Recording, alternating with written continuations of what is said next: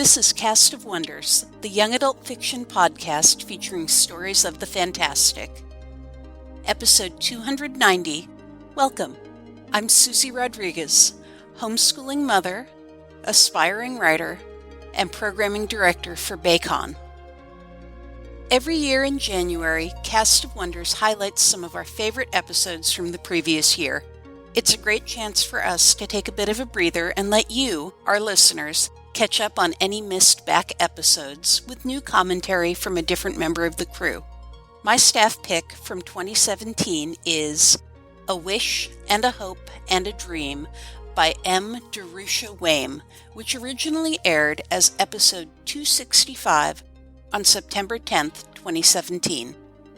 Darusha writes science fiction and speculative poetry as M. Darusha Wame and mainstream poetry and fiction as Darusha Wame. Science fiction books include Beautiful Red, Children of Arcadia, and the Anderson Dexter Cyberpunk Detective Series. Mainstream books include the Devi Jones Locker Young Adult Series and The Home for Wayward Parrots, forthcoming from New West Press. Darusha's short fiction and poetry have appeared in many venues, including Arsenica, Nature, Escape Pod, and several anthologies. Darusha is originally from Canada, but currently lives in Wellington, New Zealand, after spending the past several years sailing the Pacific. For more information, visit darusha.ca. This story was narrated by Setsu Uzume. Setsu Uzume spent their formative years in and out of dojos. They also trained in a monastery in rural China, studying Taoism and swordplay. Setsu is a member of Codex and of SFWA, as well as the assistant editor at Podcastle. And while they have dabbled in many arts, only writing and martial arts seem to have stuck. And now, we've a tale to tell.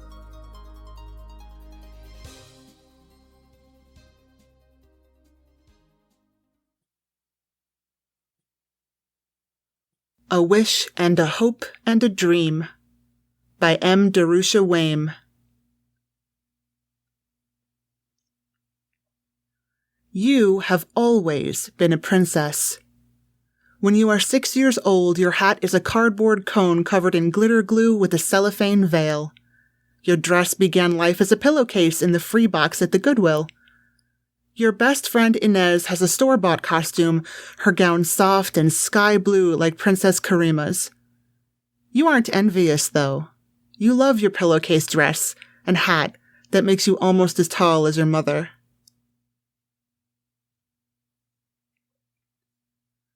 Inez twirls around and around until she nearly falls over, clutching you to stay upright. Oh, I'll never get used to riding a magic carpet. You giggle and say, that's why I ride in a carriage pulled by 8 golden ponies. Can I come to the ball with you, then? Inez sinks to the ground, her skirt billowing around her like a cloud. Aren't they adorable? Inez's father says, his eyes crinkling. Yeah, your mother says, off in their own little world. Come on, Mr. Solano says. That's one of the great things about being a kid, all that imagination, all those dreams. He looks at you, then his eyes dart back to your mother. They can be anything they want at this age. Might as well let them enjoy it. You're right, your mother says, handing him an old ice cream bucket. Thanks for taking them. I can really use the rest. It's no trouble, he says, then kneels down to where you and Inez are sitting, playing with the material of her dress. Come on, my 2 little princesses, let's go get some candy. You get up and your mother adjusts the sash on your dress. Only 2 pieces on the way home, she says. You want it to last until Christmas, okay? You nod, excited about the prospect of even 2 pieces of candy. It's been forever since you've had candy. Your family has been eating spaghetti with ketchup for days. You love spaghetti and ketchup, not realizing that it's just what's left at the end of the food bank hamper. You also don't know that your mother lost her job, which is why she is there when you get home from school and has had time to make your costume. You know your father is working double shifts, though.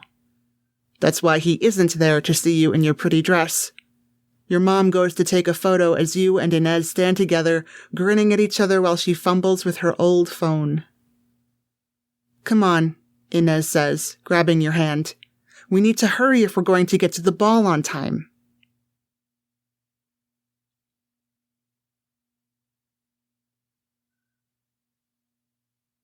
When you are 9, both your parents are working. You get the official Princess app for your birthday, and each day after school, you and Inez lie on the Lady Dawn pink comforter she's had on her bed since you were little, looking at the latest photo shoots and reading about the princesses. Did you see that Cheyenne just got back from a trip to New Zealand? You say, paging through the latest updates. They wouldn't let her bring Wolf into the country with her. Isn't that awful? It's not as if he's some ordinary dog. He's like partially part of her. It's like last year, Inez says, when that one country wouldn't let Princess Karima travel on her flying carpet within their border. I know, how dumb. What's airspace security anyway? You say, rolling your eyes. You both go back to the pictures. I can't decide if Karima or Cheyenne is my favorite, Inez says a few minutes later. Rona, you say, your fingers tracing the flowing curls of her beautiful red hair. Rona? But she doesn't even look like you. She's so pale. You don't look like any of them with your skinny legs and bitten fingernails. You shrug. She's beautiful. They're all beautiful, Inez says, her forehead wrinkling. When I'm 10, Mom says I can get my hair cut like Karima's. She holds up the ends of her long black hair, effecting a makeshift bob. She said no to the eyeliner, though. Inez lets her hair fall back down. How about you? You don't know what to do with makeup. Your mother wears little, but one afternoon when both your parents were at work, you spent an hour in the bathroom with her eyeshadow, blush, and lipstick. The best you could do was make yourself look like a clown. You can tell that Inez would never look like a clown, but she's pretty to begin with, everyone says so. You are clever, or strong, never pretty. My hair's okay the way it is, you say, running your fingers through the short cut. I'd look dumb with long hair. Inez shrugs, and the two of you look at pictures of her with the different haircuts until it's time for you to go home. At night, when you can't sleep, you imagine you are Rona, with a gown of green velvet, a mind sharp enough to trick a wizard, a face pretty enough to bewitch an entire kingdom, and a long trail of flaming red hair.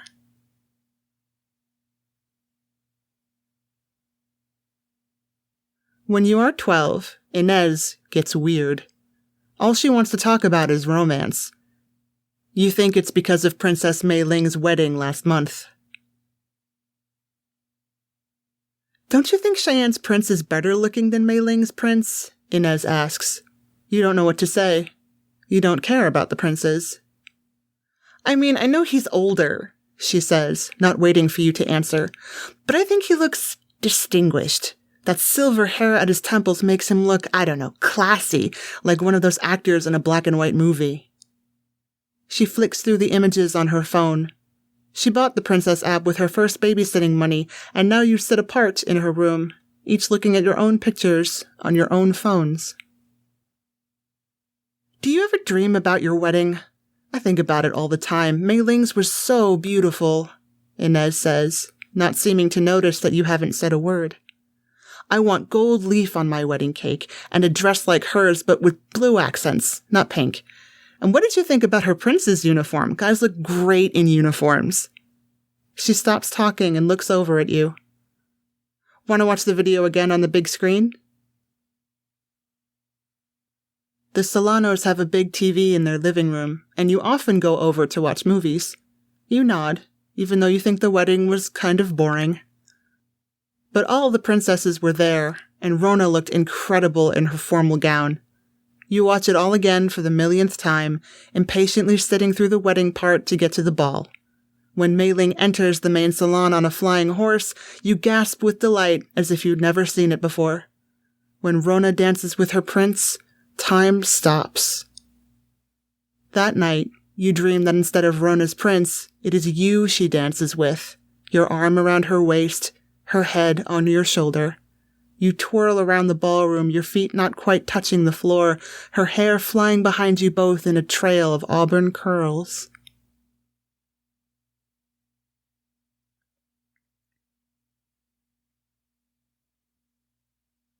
When you are 17, you work part-time in a bakery. Your alarm goes off at 5:30 in the morning, Rona's voice singing her theme song sweetly in your ear. It almost makes waking in the dark bearable. You spend 2 hours each morning decorating the elaborate fairy cakes that each cost more than you'll be paid that week. Then you go to school and try to stay awake in class. Inez texts you in history. New Pim movie opens tomorrow. Let's go. You've been saving all your bakery money and summer job wages in a college fund. You know now that your parents can barely keep up with their debts and won't be able to help, and you won't have the grades for a scholarship. Your father has steady work in construction, but it was never enough when your mother couldn't find work. Your mother went to college, and she's always told you that an education is the most important thing. Wishing for something won't make it so, she says. You have to put yourself out to get anywhere in this world. She says that it was her degree which got her the job she has now, assistant to a junior manager at a big firm downtown. Who would you hire? She asks you. Someone just out of high school or someone who's been to college? You can't just expect to get a good job without it anymore. Sometimes you feel like you want to scream whenever you hear the word college. But you know your mother is right. Your parents seem to work all the time. You can't remember the last time the three of you did something together that wasn't a hasty meal or a half hour in front of the second-hand, tiny TV. Between school and the bakery, it feels like you work all the time, too. You text Inez back. K. You get to the theater 2 hours early and still barely get in. The audience is mostly teens and college-age women, a few boyfriends, and just a smattering of guys there of their own accord. But there are hardly any little kids. This isn't one of those origin story films. It's a grown-up story about a post-princess life featuring Bianca, the first of the princesses, a stately matron now, and Leanne, who became a princess when you were a kid. The story begins as Leanne arrives at Bianca's castle in her carriage, glorious and shining with her footmen bustling about. She enters the great hall to find a table groaning under a feast of delights. Inez elbows you and whispers, "Those are the fairy cakes you make." It's true. The bakery where you work specializes in replica royal sweets. Being around such beautiful things is the main appeal of the job. You nod and shush her. Over the next 90 minutes, you are transported to a magic world that you can barely believe exists in the same universe as your own life. Gorgeous silken gowns transformed from ordinary box store dresses, flying chariots whisking the princesses to fabulous balls or feasts laden with luscious food no one eats. Lives of glamour and leisure. For a moment, you wonder if it is even real. Then comes the moment you've all been waiting for. Everyone has been talking about the rumor that a new princess would be revealed in the film. Your breath catches in your throat when you see her for the first time. You know it's her. She is too radiant, too perfect to be working in some grimy urban store. Bianca and Leanne have gotten lost on their way back to Leanne's chateau and walk into a small Korean grocery in some nameless city looking for directions. The girl behind the counter must be about your age, but her days of worrying about grades and college are over. The princesses recognize her true nature immediately and take her away with them. No one objects. It is as if it were ordained in the stars. They say that the movie story is based on her real life, that she really was discovered in some store like that last year. So-yeon, an urban princess, elevated from the streets to a castle in the clouds. Your eyes fill with tears. You can't count the number of times you've wished for that moment. To have what you've known all your life finally be reflected in someone else's eyes, that you, too, are more than you appear to be. If So-yeon could be plucked like a flower from her life of toil, surely it could happen to anyone. Even to you?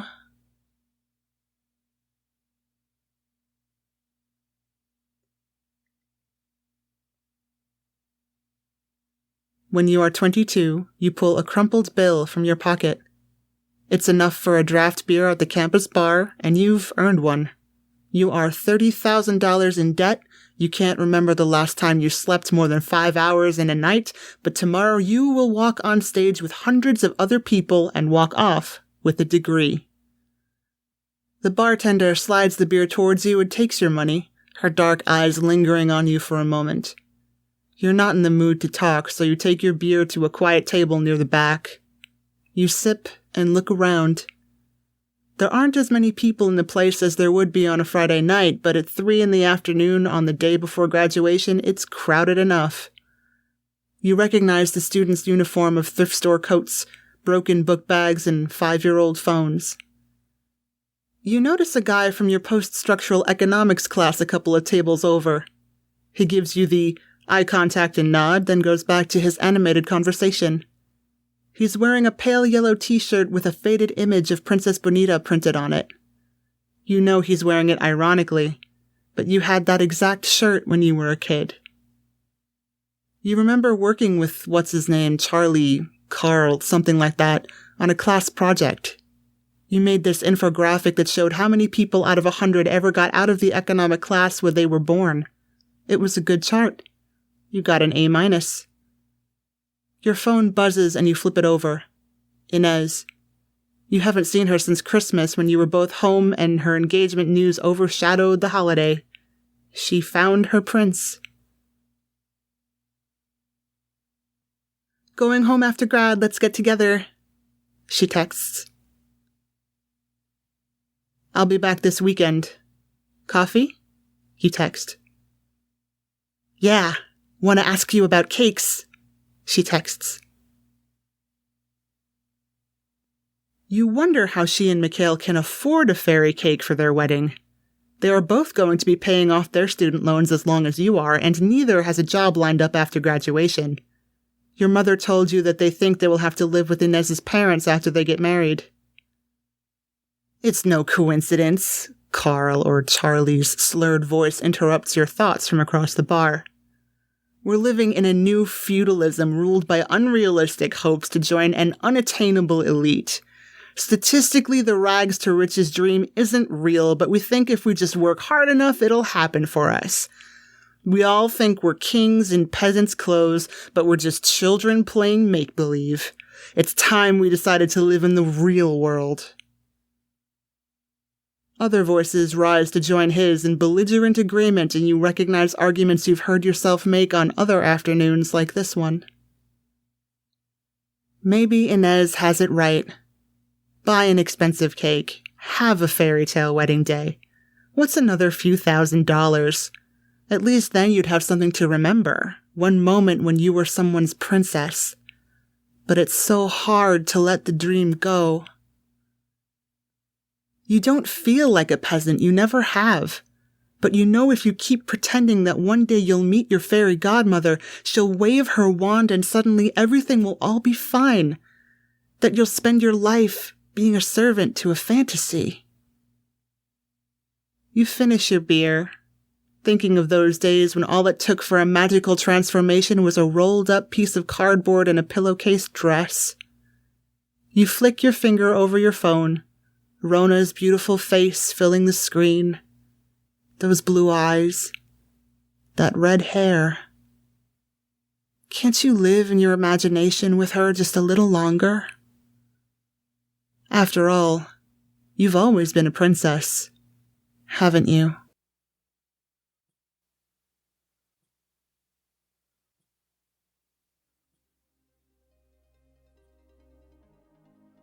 I think the reason I fell in love with this story the first time I read it is that it captures so perfectly growing up working class and the idea that we know on some level that we're being offered bread and circuses, but when you're little you want them anyway.